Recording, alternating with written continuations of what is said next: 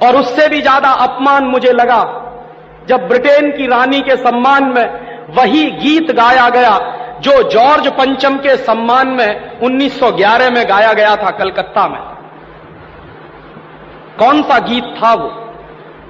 हिंदुस्तान में ब्रिटेन के लोगों के समर्थक बहुत बड़ी संख्या में रहे, और ना सिर्फ ब्रिटेन के समर्थक रहे बल्कि अंग्रेजों के तलवे चाटने वाले घराने इस देश में रहे।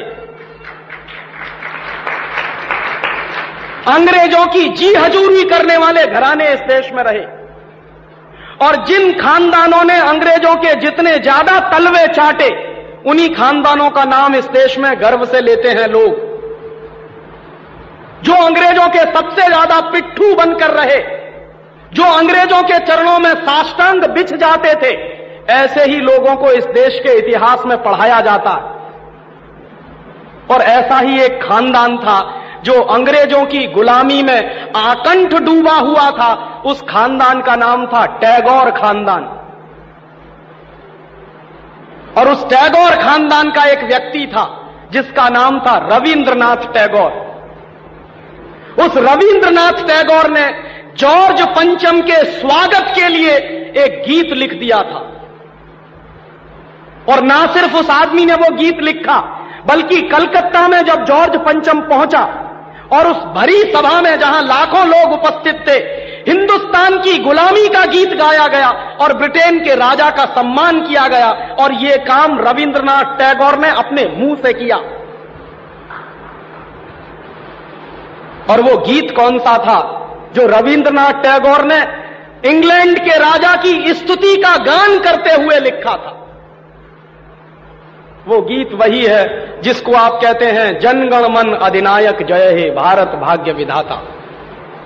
बहुत शर्म आती है मेरे जैसे आदमी को जब वो गीत गाने के लिए कोई मुझे कहता है कि ये गाओ। क्यों गाएं उस गीत को? रविन्द्रनाथ टैगोर तो चापलूसी करते थे अंग्रेजों की, रविन्द्रनाथ टैगोर तो चाटुकार थे अंग्रेजों के, और रविन्द्रनाथ टैगोर तो साइकोफेंट थे अंग्रेजों के। इसलिए उन्होंने अंग्रेजों के राजा के सम्मान में वो गीत लिखा था। मैं तो नहीं हूं, मुझे तो अंग्रेजों की चापलूसी से कोई मतलब नहीं है। मैं तो अंग्रेजों का उससे ज्यादा विरोधी हूं जितना कोई हो सकता। लेकिन मेरे आजाद देश में उस गीत को बार बार गवाया जाए, यह मेरा राष्ट्रीय अपमान का प्रश्न है। और जिस गीत को अंग्रेजों के राजा जॉर्ज पंचम के स्वागत में गाया था रविन्द्रनाथ टैगोर ने, वही गीत 5 दिन पहले दिल्ली के एयरपोर्ट पर गाया गया महारानी के सम्मान में। आपने कभी ध्यान दिया है उस गीत के शब्द क्या हैं और उन शब्दों का मतलब क्या है? जनगण मन अधिनायक जय हे, हिंदुस्तान की जनता के मनों के अधिनायक तुम्हारी जय हो, ये मतलब है। जनगण मन अधिनायक जय है माने जॉर्ज पंचम तुम हिंदुस्तान की जनता के मनों के, जनता के गणों के अधिनायक हो, सुपर बॉस हो, इसलिए तुम्हारी जय हो। ये रविन्द्रनाथ टैगोर गा रहे हैं। भला इससे ज्यादा चाटुकारिता का दूसरा कोई प्रमाण मिल सकता? इससे ज्यादा साइकोफेंसी का दूसरा कोई प्रमाण आपको मिल सकता? और दूसरी लाइन है जनगण मन अधिनायक जय है भारत भाग्य विधाता, माने तुम भारत के भाग्य विधाता हो, माने हमारा भाग्य तुम लिख रहे हो। यह तो कोई भगवान से भी नहीं कहता है। लेकिन रविन्द्रनाथ टैगोर ने तो हिंदुस्तान के साम्राज्यवादी राजा का प्रतीक जो जॉर्ज पंचम था उसको भगवान से भी ऊपर रख दिया था कि तुम तो भारत के भाग्य विधाता हो। पंजाब सिंध गुजरात मराठा द्राविड़ उत्कल बंग विंध्य हिमाचल यमुना गंगा उच्छल जलधि तिरंग, तब शुभ नामे जागे तब शुभ आशीष मांगे। माने पंजाब सिंध गुजरात मराठा द्राविड़ उत्कल बंग ये सारा हिंदुस्तानी इलाका तुम्हारे लिए आशीष मांग रहा है, तब शुभ आशीष मांगे। तुम्हारी भलाई की प्रार्थना कर रहा है। ये पूरा हिंदुस्तान जो अंग्रेजों की गुलामी में सिसक रहा था उसको रविन्द्रनाथ टैगोर लिख रहे हैं कि ये सारा का सारा हिंदुस्तान तुम्हारे लिए आशीष मांग रहा है।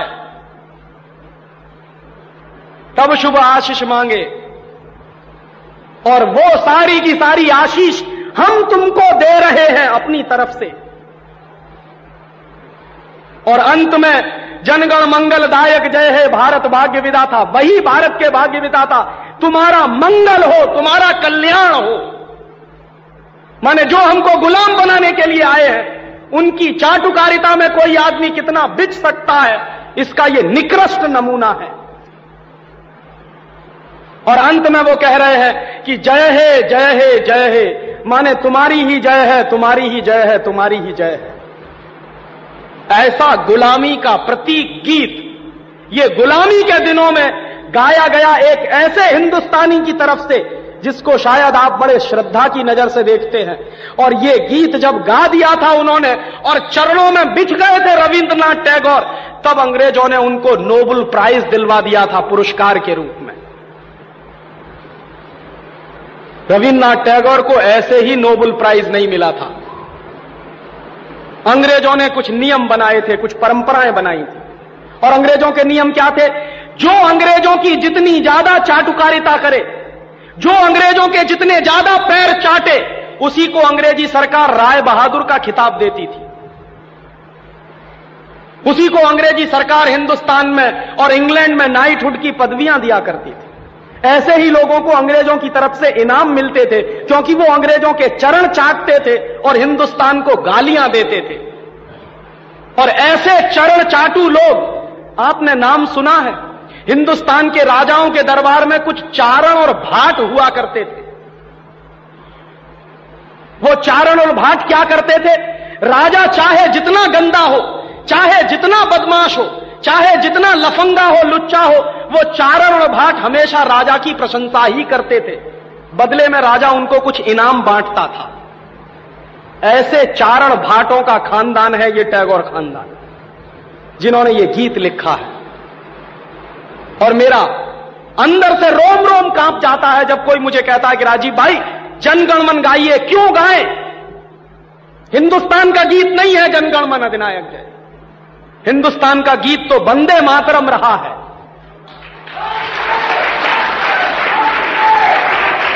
और यह वंदे मातरम जैसा गीत जो हिंदुस्तान की आजादी की लड़ाई का प्रतीक था, जो हिंदुस्तान के लोगों में खून में जोश भरने का काम करता था, उस वंदे मातरम जैसे गीत को हिंदुस्तान में राष्ट्रीय गीत का दर्जा दिलवाने में 50 साल लग गया हमको, अब जाके हुआ है। लेकिन जो गुलामी के जमाने का गीत था जनगण मन अधिनायक जय है, वो आजादी के तुरंत बाद हिंदुस्तान के उन गुलाम लोगों ने, जो शरीर से आजाद होंगे लेकिन दिमाग से गुलाम होंगे, हिंदुस्तान का राष्ट्रीय गीत बनाया था उन्होंने। और आप में से बहुत कम लोग जानते होंगे कि कांग्रेस के 2 अधिवेशन हुए थे, जिन दोनों अधिवेशनों में यह फैसला हुआ था सर्वसम्मति से कि हिंदुस्तान की आजादी के बाद जनगण मन हमारा राष्ट्रीय गीत नहीं रहेगा। यह फैसला हुआ था कांग्रेस की समिति में। लेकिन उन्हीं कांग्रेस के लुच्चे नेताओं ने आजादी के बाद उसी को अपने देश का राष्ट्रीय गीत घोषित करवा दिया। इससे ज्यादा शर्म की दूसरी बात कोई हो नहीं सकती। और वो गीत जिस तरह से गाया गया था जॉर्ज पंचम की अगुवाई करने के लिए, जॉर्ज पंचम का स्वागत करने के लिए कलकत्ता में लाखों लोगों के बीच में, वही गीत अब फिर गाया गया है महारानी के सम्मान में उस दिन दिल्ली के एयरपोर्ट पर। कैसे कहें कि यह देश आजाद है? 1911 में जो हमने सुना है वही तो आज हम हमारी आंखों के सामने देख रहे हैं। उस जमाने में चारण भाटों का काम टैगोर जैसे खानदान के लोग करते थे। आज भी चारण भाटों की कमी नहीं है, जो रात दिन महारानी के सम्मान में कविताएं लिख रहे हैं, लेख लिख रहे हैं। मैं तो पिछले 6 दिनों से अखबार पढ़ रहा हूं। इस देश में ऐसे लोगों की कमी नहीं है जो अंग्रेजों के समर्थन में, रानी के समर्थन में अपनी लेखनी घिसे चले जा रहे हैं, इसी उम्मीद में कि शायद फिर से अंग्रेजों की दया दृष्टि हो जाए तो हमको भी कोई नोबेल प्राइज मिल जाए या राय बहादुर का खिताब मिल जाए।